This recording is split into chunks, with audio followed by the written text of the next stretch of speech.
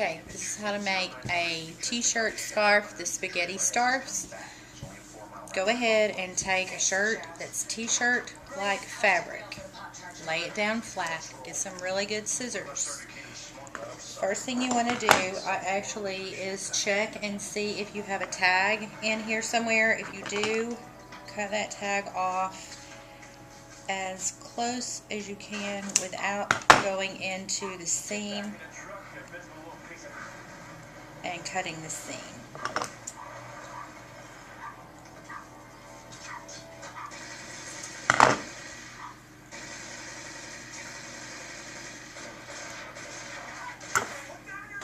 Okay. It doesn't matter if your t-shirt has seams on the side, or some of the t-shirts have no seams on the side. That really doesn't make a difference. Now, the first thing you want to do is cut the bottom off. This does not have to be cut evenly, but you want your strips to be sort of the same width. They don't have to be perfectly. This I've left a little bit on the back side, so I'm going to go through and give that a little cut. Because not all your shirts will be the same, once they've been worn. And all these are usually from thrift stores, unless you just happen to have some in your drawer. And if you do, they're probably already worn anyway. This one's a really good red color that I've been wanting to have. So this is not a traditional t-shirt. It had some extra pocketing and stuff at the top, but I'm actually going to save those pockets and I'm going to save those buttons to go on something else because they're pretty awesome. But anyway, I usually go about this length. Doesn't have to be exact. I don't know. That's probably about an inch, maybe a little bit more. But just cut strips all the way down. This first one's probably going to be off just a little bit because of the bottom not being exactly straight, but that doesn't matter. So, keep on cutting.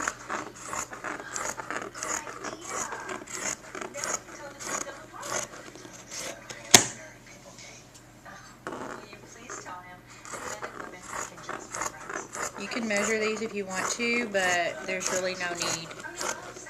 You can make them wider if you want, but I like them about an inch to an inch and a half. I just like the finished look of that. Then these are all going to be in one big strip, and then you're going to pull them and stretch them out. If you got a little extra on the one that had the tag on it, you can cut that off a little bit underneath there, a little closer now. Or choose not to use that one if you want. But it's really not going to make a difference. And you can put that one underneath the one that you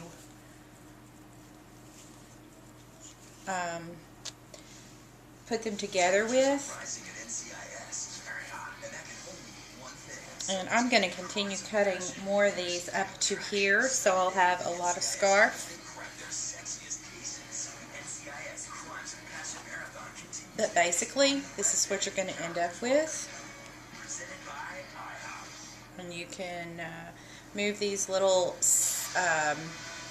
seams around to wherever you want them to be. And they'll be different lengths because this has a little bit of a curve to it. Sometimes they'll be more the same length if you have a t-shirt that's very blocked. But then what I'll do is up on the sleeve, I'll just take a little rectangle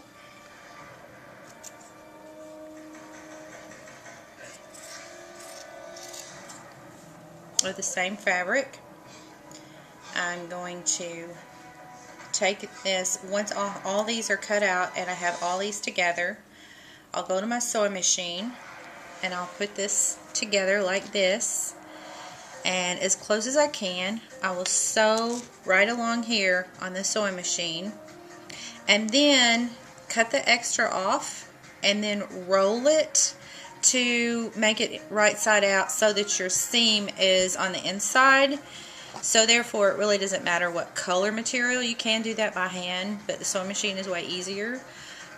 You don't actually have to do that. You can just take say like this piece of material and cut it long ways. I'm not sure if I'm in there.